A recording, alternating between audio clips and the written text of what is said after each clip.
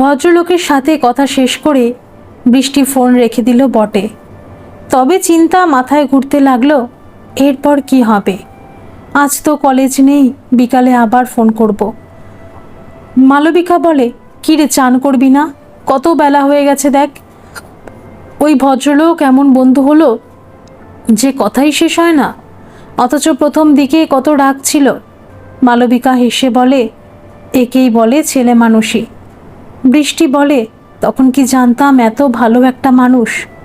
হ্যাঁ রে, ওনার বাড়িতে আর কে কে আছে জানি না তো, জিজ্ঞাসা করা হয়নি জানো, আজ করব। সে কি রে, এত ঘন্টার পর ঘন্টা গল্প করিস আর জানিস না কে থাকে ওনার সাথে? বললাম তো আজ জানবো। গল্পটা এত ভালো বলেন যে আমার অন্য কোনো দিকে মনই যায় না। বৃষ্টি চান করে খেয়ে নেয়। বাবা আইসক্রিম এনেছে, সেটাও বেশ মজা করে খেয়ে একটু রেস্ট নিল। একটা মেসেজ করলো, দাদু বিকালে ফোন করব। বিকালে ফোনের আওয়াজে বৃষ্টির ঘুম ভেঙে গেল। হ্যালো, কে? আমি দাদু বলছি। ও হ্যাঁ, তো ঘুম ভেঙে গেছে, আমি ফোন করতাম। হ্যাঁ, মেসেজটা দেখেছি, তাই তো আমি আগে ফোন করার লোভটা সামলাতে পারলাম না। ঘুম ভাঙিয়ে অসুবিধায় ফেললাম নাকি? না না, কী যে বলো, তুমি ঘুমাও না।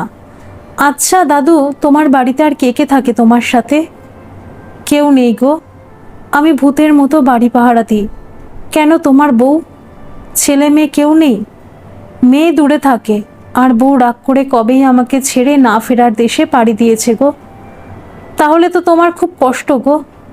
হ্যাঁ, এজন্যই তো তোমাকে এত ভালোবাসি, বিরক্ত করি। তুমি কোথায় বিরক্ত করো? আমি তো বিরক্ত করি গল্প শোনার জন্য। অবশ্য প্রথমে লোভটা তুমিই ধরিয়েছিলে। বৃষ্টি হেসে ওঠে। ভদ্রলোক বলেন, কি সুন্দর হাসি তোমার, ঠিক আমার মেয়ের মতো। আচ্ছা হয়েছে, এবার বাকি গল্পটা বলো তো। ভদ্রলোক বলেন, রানী বাবুকে সমস্ত কথা জানিয়ে চিঠি দিল, আর লেখে যত তাড়াতাড়ি সম্ভব যেন আসে। এদিকে শেখরবাবু রাগ পুষতে থাকে, তার আঁচ অনুভার উপরেও আসে, বন্ধ ঘরের ভিতরে। সে কথা রানী বুঝতে পারে। কিছু জিজ্ঞাসা করে যখন রানী, তখন অনুভা দেবী অস্বীকার করেন। কি করে বলবেন এই লজ্জার কথা মেয়েকে? রানী যে কষ্ট পাবে। শেখরবাবু নায়েবকে ডেকে কি যেন পরামর্শ করছে, সে কথা অনুভার বিশ্বস্ত ঝি এসে খবর দেয়। অনুভা বলে, শোনার চেষ্টা করো, আর তারপর আমাকে এসে বলবি।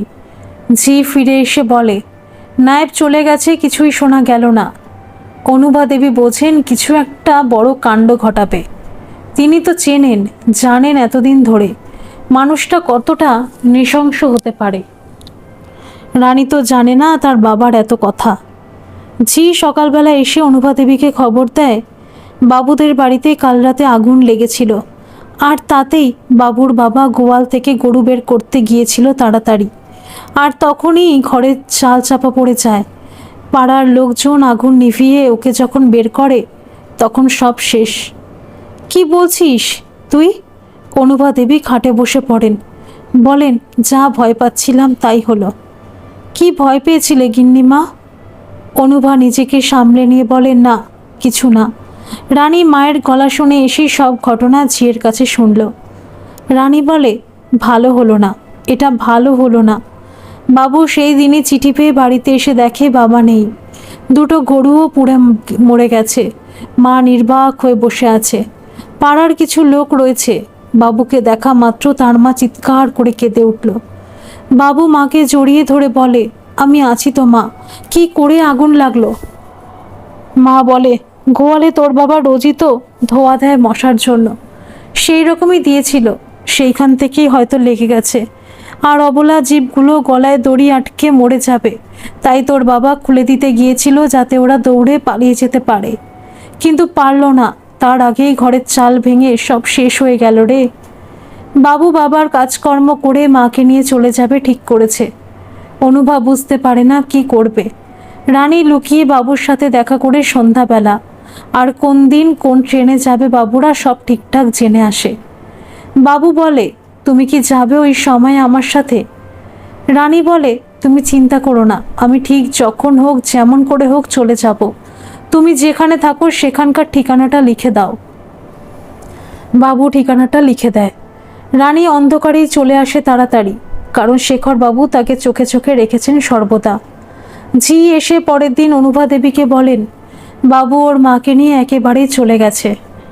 অনুভা দেবী বলেন, কি আর করবে বল, বাবাটা মরে গেল, মাকে রেখে গেলে আবার যদি মায়ের কিছু হয়, তাই ভালোই করেছে।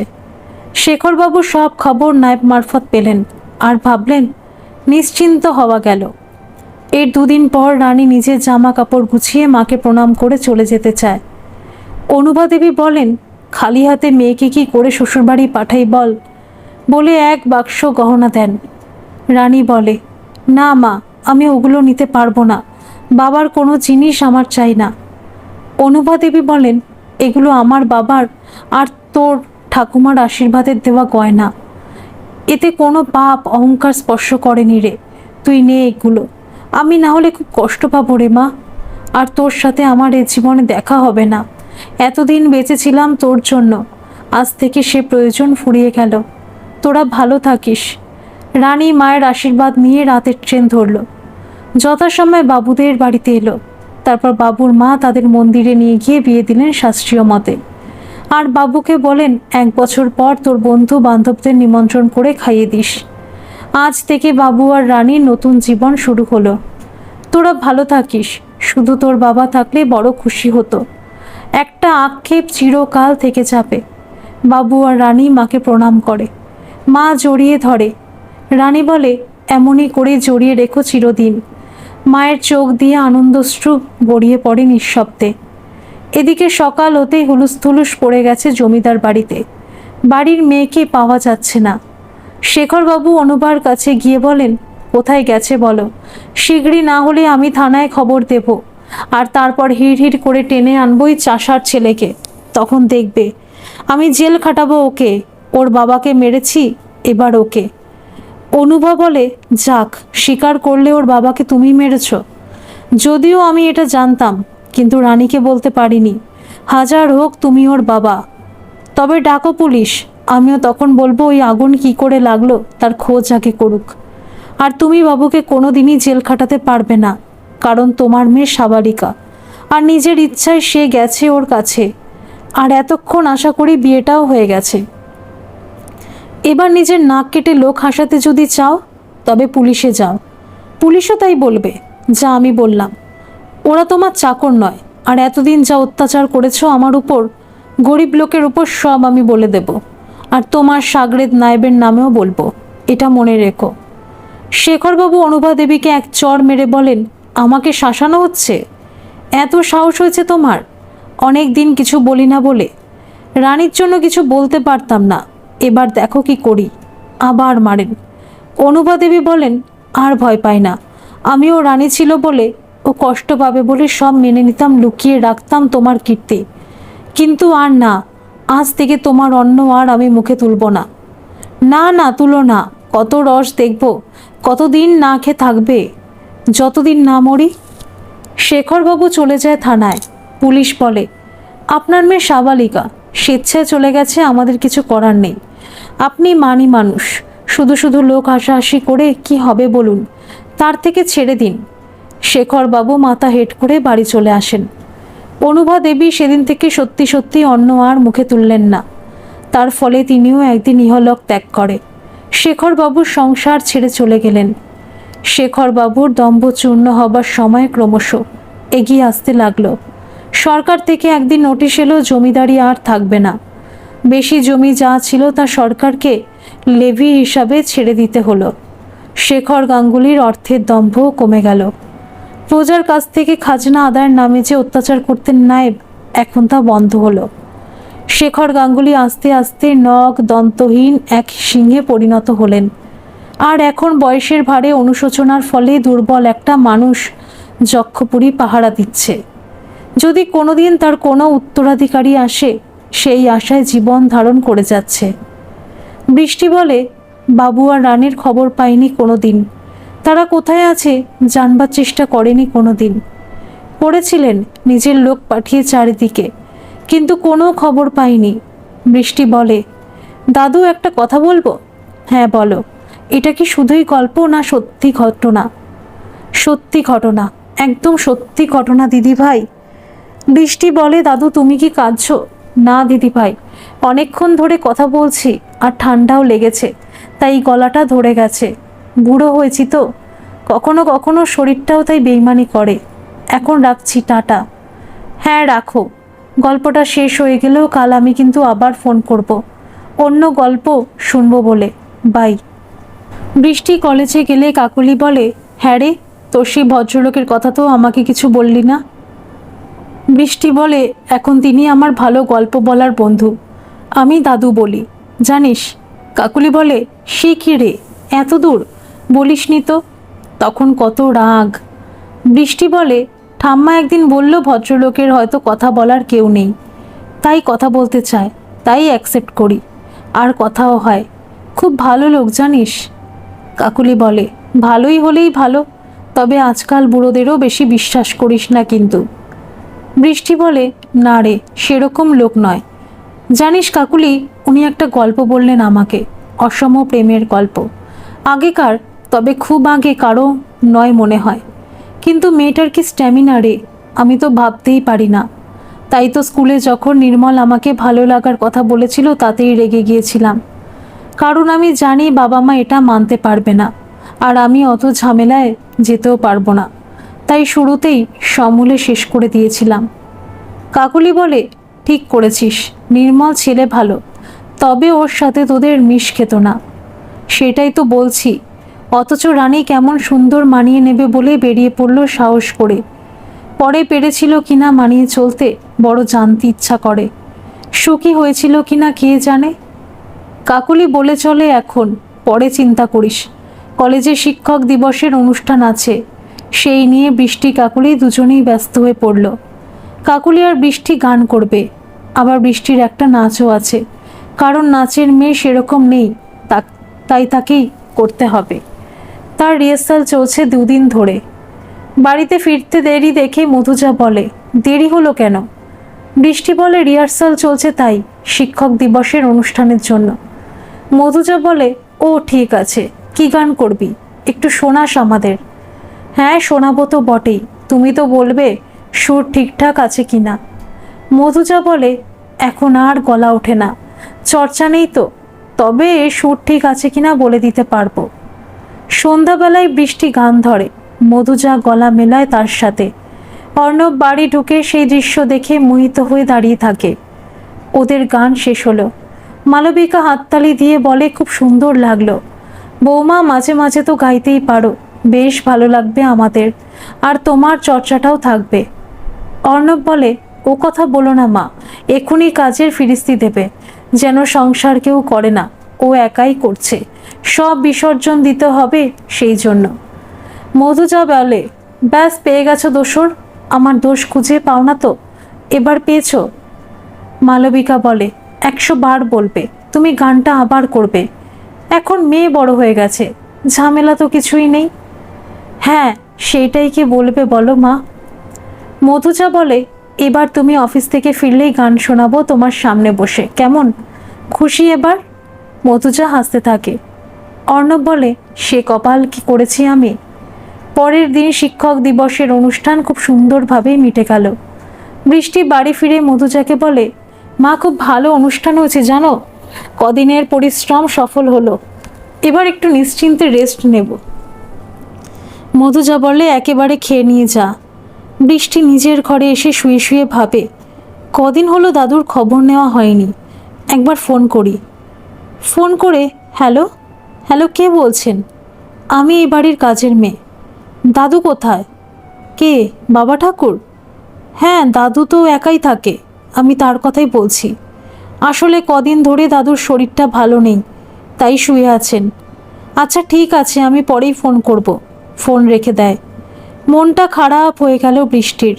খুব স্বার্থপরের মতো কাজ করেছি আমি, দাদুর খবর না নিয়ে। কি হয়েছে দাদুর?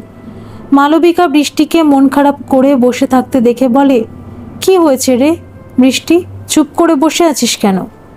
বৃষ্টি বলে, জানো দাদুর শরীর খারাপ, আমি কদিন ফোন করিনি তো, তাই জানতে পারিনি। মালবিকা বলে, কি হয়েছে জেনে নে, আর খুব অসুস্থ হলে না হয় একদিন দেখা করে আয় বাবাকে নিয়ে। বৃষ্টি বলে, বাবা যাবে কি? মালবিকা বলে, নিশ্চয়ই যাবে, আমি যদি বলি না করতে পারবে না। ঠিক আছে, তাই করব। পরের দিন বৃষ্টি আবার ফোন করে, হ্যালো দাদু, কেমন আছো? শরীরটা ভালো নয় গো, সবই শরীরে বেশি হয়ে গেছে, শুধু শক্তিই কমেছে। বৃষ্টি বলে, ডাক্তার দেখিয়েছো? কি বলেছেন ডাক্তার? মনের জোরটা আর নেই গো ডার্লিং, তাই ডাক্তার আর কি বলবে বলো। আর কিছুদিন এই পৃথিবীতে আছি হয়তো, তোমার সাথে একবার দেখা হলে ভালো হতো। তোমার মেয়েকে খবর দিয়েছো তোমার শরীর খারাপ? না গো, ওদের আসার অনেক অসুবিধা আছে। তার উপর আগে যেখানে ওরা থাকতো সেখান থেকে বদলি হয়ে গেছে, আর সেই ঠিকানা আমি হারিয়ে ফেলেছি গো। বৃষ্টি বলে, তাহলে কি করবে এখন? ঠাকুর যা করবে। এখন রাখছি গো, পরে কথা বলবো। আচ্ছা, সাবধানে থাকবে বলে ফোন রেখে দেয় বৃষ্টি। বিকালবেলায় বৃষ্টি মালবিকাকে দাদুর সাথে যা কথা হয়েছে সব বলে। মালবিকা বলে, তোর কি কষ্ট হচ্ছে? দেখা করতে ইচ্ছা করছে? অর্ণব সেই সময় এসে বলে, কাকে দেখতে ইচ্ছা করছে রে? মালবিকা বলে, ওর পাতানো দাদুর শরীর খারাপ, তাই দেখতে যেতে ইচ্ছা করছে। অর্ণব বলে, কোথায় সেটা? কত দূরে? চিনিস না তো? তাছাড়া ফেসবুকের অজানা লোককে এতটা বিশ্বাস করা উচিত হবে কি? বৃষ্টি বলে, না বাবা, উনি খুব ভালো ভদ্রলোক একদম। অর্ণব বলে, ঠিকানাটা জেনে নিও যখন ফোন করবে। বৃষ্টি বলে, হ্যাঁ বাবা, নিশ্চয়ই। হঠাৎ ফোন আসে, কাজের মেয়েটির ফোন। সে বলে, দাদু খুব অসুস্থ হয়ে পড়েছেন, ডাক্তার এসেছেন। দাদু আপনাকে ফোন করতে বলেছিলেন যদি বেশি খারাপ কিছু হয়, তাই আমি ফোন করলাম। দাদুই আপনার নাম্বার লিখে রেখেছিলেন। বৃষ্টি বলে, তোমার বাবা ঠাকুরের নাম কি? কোথায় থাকো তোমরা? জায়গাটার নাম কি? কাজের মেয়েটি বলে, আমি বাবা ঠাকুরের নাম জানি না, বাবা ঠাকুর বলেই সবাই ডাকে। আমাদের এখানকার নাম হেতমপুর, আর বাঘের বাড়ি বললেই যে কেউ দেখিয়ে দেবে। বৃষ্টি বলে, আচ্ছা ঠিক আছে। বৃষ্টি অর্ণবকে সমস্ত কথা বলে, আর বলে, বাবা আমরা ভোরবেলায় বেরিয়ে পড়ব, কিন্তু আমার একদম মন ভালো লাগছে না। যদি আমাদের যাওয়ার আগেই দাদুর কিছু হয়ে যায় তাহলে খুব কষ্ট পাবো আমি। অর্ণব মেয়ের মাথায় হাত দিয়ে বলে, ভয় পাস না, কিচ্ছু হবে না। ঠিকানা জেনে নিয়েছিস তো? হ্যাঁ বাবা, জেনে নিয়েছি। ঠিক আছে, এখন শুয়ে পড়। বৃষ্টির ঘুম এলো না, ভোর হতেই উঠে রেডি হয়ে গেল। তারপর বাবাকে ডাকে। মধুজা বলে, অজানা জায়গায় যাচ্ছ দুজনে, সাবধানে যাবে আর চোখ কান খুলে রাখবে, আমাকে ফোন করবে সব সময়। ফেসবুকের লোক কেমন হবে জানি না, সত্যি কিনা তাও জানি না। মেয়ের আবদার তো সব সময় মেনে নেওয়াই তোমার একটা রোগ। কি আর বলবো বলো, দুর্গা দুর্গা। অর্ণব গাড়িতে উঠে বলে, বৃষ্টি জায়গাটার নাম বল, কোথায় যাব আমরা? বৃষ্টি বলে, হেতমপুর। বাঘের বাড়ি বললেই যে কেউ দেখিয়ে দেবে বলেছে। অর্ণব শুনে অবাক হয়ে বলে, হেতমপুর? বাঘের বাড়ি বলে কিছু হয় নাকি? চল দেখি পাই কিনা। গাড়ি ছুটতে লাগলো। অর্ণব ভাবে, বৃষ্টির নিজের দাদু থাকলেও বৃষ্টি এই রকম খুশি হতো। দুধারে সবুজের ভিতর দিয়ে গাড়ি ছুটতে লাগলো। বৃষ্টি বলে, কতক্ষণ সময় লাগবে বাবা? আমার এক বন্ধু ফ্লাইটের টিকিট কেটেছে কাল রাতে, ও দাঁড়িয়ে থাকবে বলেছে, আমরা গিয়েই ফ্লাইট পেয়ে যাব বলেছে, তাহলে তাড়াতাড়ি পৌঁছে যাব। বৃষ্টি বলে, ততক্ষণ যেন কিছু না হয়। তুই অত বাজে চিন্তা করছিস কেন? আর টেনশন করিস না, যাই হোক ফ্লাইট যথাসময় পেয়ে গেল। অর্ণব বন্ধুকে বলে, মা আর মধুজা থাকলো, তুই একটু দেখিস। বন্ধু সমীরণ বলে, তুই চিন্তা করিস না, আমি খেয়াল রাখবো। অর্ণব আর বৃষ্টি যাচ্ছে সে কথা দাদুর কাজের মেয়েটাকে বলে বৃষ্টি। ওরা এয়ারপোর্ট থেকে বেরিয়েই গাড়ি খোঁজ করছিল। আর ঠিক তখনই একজন লোক এসে বলে, আপনারা কি হেতমপুর যাবেন? অর্ণব বলে, কেন বলুন তো? লোকটি বলে, আসলে নায়েব কাকা আমাকে গাড়ি পাঠিয়েছেন এক ভদ্রলোক ও মেয়ে আসছে বলে, তাদের হেতমপুর নিয়ে যাবার জন্য। বৃষ্টি বলে, হ্যাঁ বাবা, দাদুর গল্পের নায়েব বলে একটা লোক ছিল, মনে হয় সত্যিই বলছে। অর্ণব বলে, তারা কোথা থেকে আসবে? বলেছেন তো ব্যাঙ্গালোর থেকে। অর্ণব বলে, বৃষ্টি একবার মেয়েটিকে ফোন করতো, ওরা কোনো গাড়ি পাঠিয়েছে কিনা। বৃষ্টি ফোন করে, মেয়েটি বলে, হ্যাঁ বাবা ঠাকুর গাড়ি পাঠিয়েছেন, আপনারা আসুন। অর্ণব আর বৃষ্টি তখন গাড়িতে ওঠে। গাড়ি চলতে থাকে, কলকাতা ছেড়ে সোজা চলেছে। অর্ণব ভাবে, কতদিন পরে এখানে এলাম, সেই কবে বাবা মারা যাওয়ার পর এদেশ ছেড়েছিলাম, আজ আবার সেইখানেই যাচ্ছি। কিন্তু কাদের বাড়ি? বাঘের বাড়ি বললে তো কোনো বাড়ি তখন ছিল না। তবে কি নতুন কেউ বাস করেছে? হতেও পারে, কত লোক কত জায়গায় গিয়ে বাড়ি করে। বড় লোকদের ব্যাপার, হাওয়া বদলের জন্যই একটা বাড়ি তৈরি করে ফেলে। মানুষ মাঝে মাঝে গ্রামে নিরালায় সময় কাটানোর জন্য কেউ করে। বড় লোকের কত শখ থাকে, সেই রকম হয়তো কেউ হবে। বৃষ্টি বলে, ড্রাইভার কাকু কত সময় লাগবে? বিকালের ভিতরই পৌঁছে যাব। অর্ণব মাঝখানে একবার একটা ধাবা দেখে গাড়ি দাঁড় করাতে বলে। গাড়ি থেকে নেমে ওরা কিছু খেয়ে নেয় সবাই। আবার গাড়ি ছুটতে থাকে। আস্তে আস্তে ঘন সবুজের সমারোহ বাড়তে থাকে। দুধারে ঘন জঙ্গল, কত পাখির কলতান কানে ভেসে আসছে। নিজের দেশের মায়া তো একটা থাকে, তবে আগে জানতে পারলে মধুজা ও মাকেও নিয়ে আসতাম। ওদেরও নিশ্চয়ই আমার মতো ভালো লাগতো। আগে তো বুঝিনি কলকাতা কলকাতাই বলতো বৃষ্টি, তাই ভেবেছিলাম ওখানে কাছাকাছি কোথাও হবে। যাক, পরে আবার নিয়ে আসবো ওদের, আগে দেখি কি হয়। অজানা পথে পাড়ি দিয়েছি, হয়তো একটা লাগছেই। মেয়ের আবদার রাখতে গিয়ে কোনো বিপদে না পড়ি। অর্ণব সমীরণকে মেসেজ করে সব জানিয়ে রাখলো, যদি কোনো বিপদ হয় ও আসতে পারে যাতে। ড্রাইভার বলে, এবার আমরা গ্রামে ঢুকছি। অর্ণব চারিদিক দেখতে থাকে। না, কিছুই চেনা লাগছে না। পাকা রাস্তা, দুধারে কত পাকা বড় বড় বাড়ি, দোকান বাজার, কিছুই আগের মতো নেই। অর্ণব ড্রাইভারকে বলে, এখানে স্কুল নেই? ড্রাইভার বলে, ওই যে দূরে ওইটা ছেলেদের স্কুল, আর একটু পাশেই চলুন দেখাচ্ছি, সেটা মেয়েদের স্কুল। অর্ণব বলে, তখন ছেলে মেয়ে একসাথে স্কুল ছিল, আলাদা ছিল না। ড্রাইভার বলে, হ্যাঁ আমিও বাবার মুখে শুনেছি সে কথা। বৃষ্টি বলে, তুমি কি করে জানলে বাবা? অর্ণব বলে, আসলে আগে সব জায়গাতেই ওরকম স্কুল ছিল, তাই বলছি। ড্রাইভারটি বলে, বাবু ঠিকই বলেছেন, আগে সব জায়গায় একটা করে স্কুল ছিল, পরে মেয়েদের আলাদা করে হয়েছে। আমরা এসে গেছি, ওই দেখুন বাঘের বাড়ি। অর্ণব অবাক হয়ে যায়, এ কি দেখছে? এটা তো। গাড়ি ভিতরে ঢুকে বিরাট উঠোনে এসে দাঁড়ায়। একজন বয়স্ক লোক এগিয়ে এসে অভ্যর্থনা করেন, আসুন আসুন, অনেক কষ্ট হলো আপনাদের আসতে, পথে কোনো অসুবিধা হয়নি তো? আমার নাম জয়প্রকাশ। বৃষ্টি বলে, দাদু কোথায়? উনি এখন কেমন আছেন? বয়স্ক লোকটি বলেন, চলো মা, তোমাকে দেখার জন্য তিনি ছটফট করছেন, কেবল বলছেন আমার বন্ধু আসবে, আমার ডার্লিং আসবে। বলে হেসে ওঠেন ভদ্রলোক। অর্ণব কোনো কথা বলে না, শুধু অনুসরণ করে। একবার কেবল বলে, আসলে কি হয়েছে ওনার? জয়প্রকাশ বলে, আসলে বয়স হয়েছে, তার উপর একটা স্ট্রোকও হয়ে গেছে। এখানে সেরকম ডাক্তার নেই, আর ওনার নিজের কেউ নেই যে সেবা করবে। সব মিলিয়ে এই অবস্থা।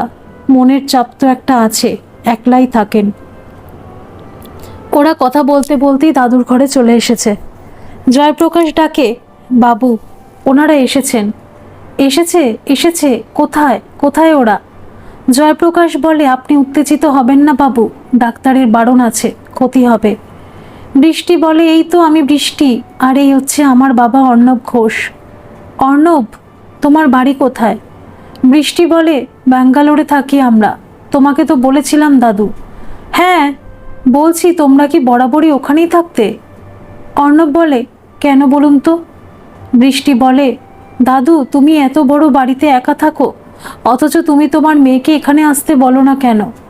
বেশ, এতদিন বলনি ঠিক আছে, এখন তোমার শরীর খারাপ, তাই মেয়েকে খবর দেওয়া তোমার উচিত ছিল। ভদ্রলোক বলেন, সেই এক চোখ, এক মুখ, আর এক কথা বলার ভঙ্গিমা, হাসির আওয়াজটাও পর্যন্ত এক। বৃষ্টি বলে, তুমি কার কথা বলছো? কেন, তোমার কথা ডার্লিং। কার মতো লাগছে? আমার মেয়ের মতো, একদম তোমার মতো দেখতে ছিল, তোমার মতো বয়সে। এখন কেমন হয়েছে কে জানে। ও জয়প্রকাশ, ওদের খেতে দাও, এত দূর থেকে এসেছেন। আদর যত্নের যেন কোনো ত্রুটি না হয়।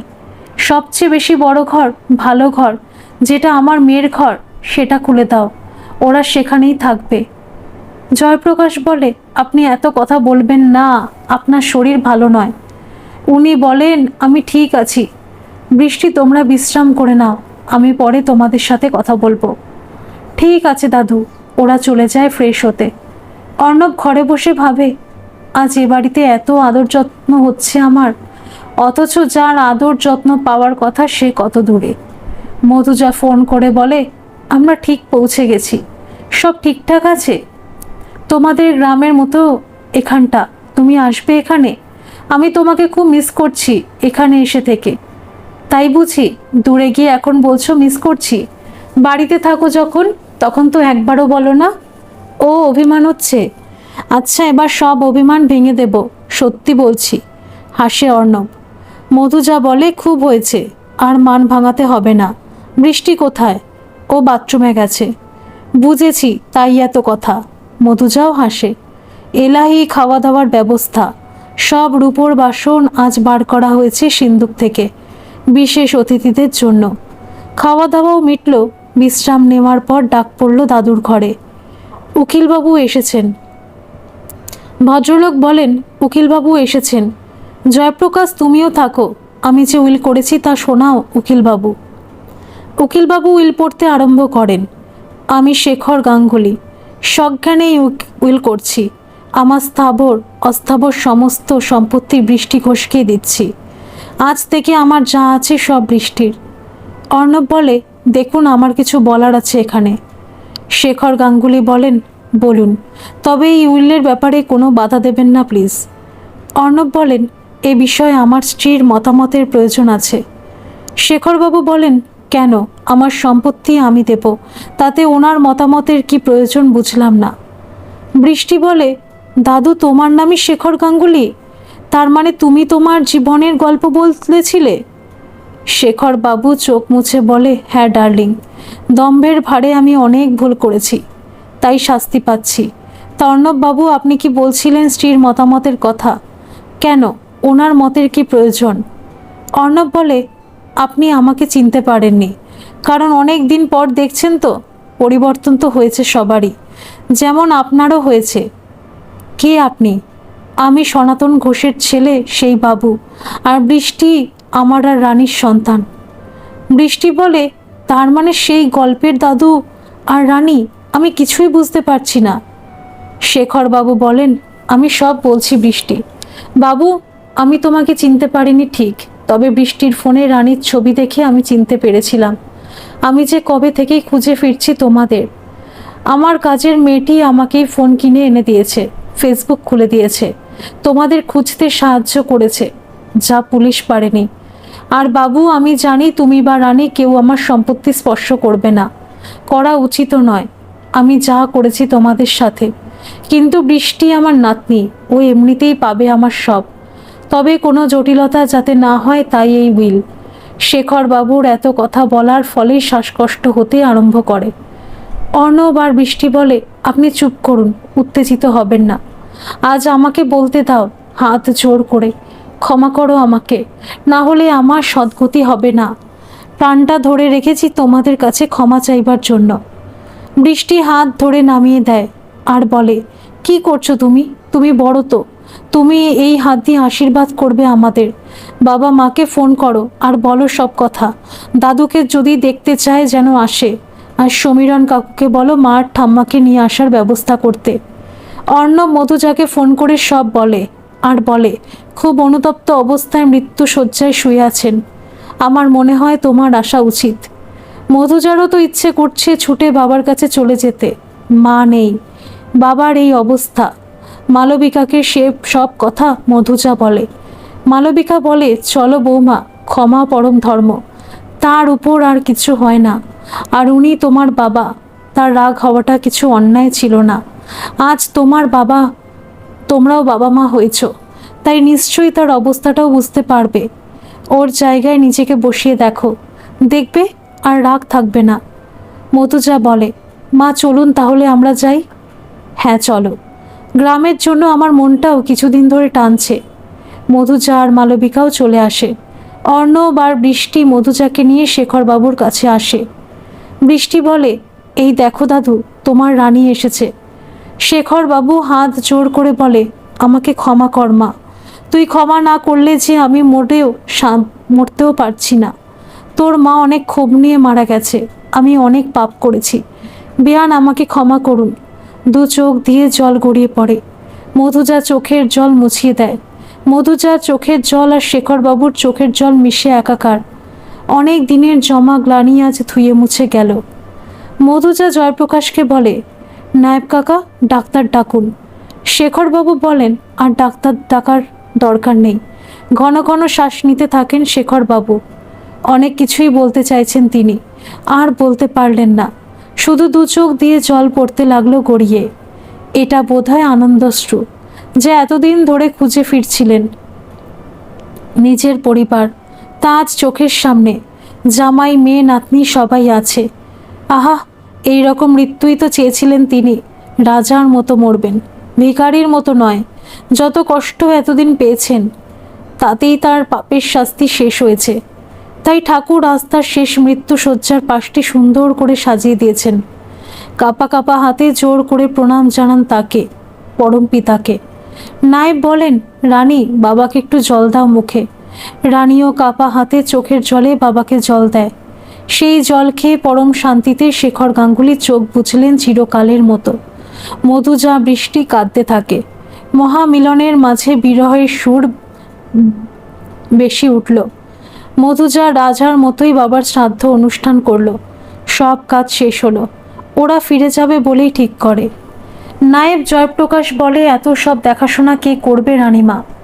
রানী বলে, এতদিন আপনি যেমন দেখছিলেন তেমনই দেখবেন।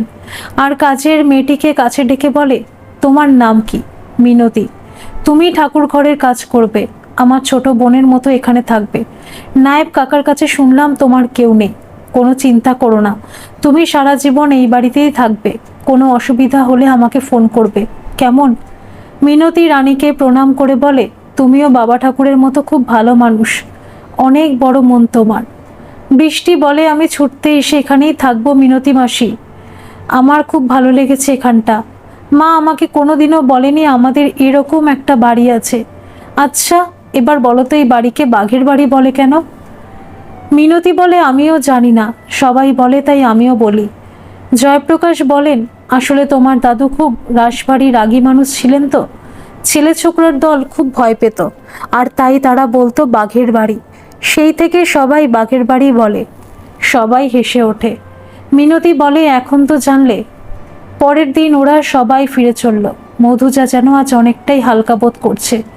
এতদিনের কষ্ট যেন লাঘব হলো বাবার সাথে একটুখানি সময় কাটানোতেই।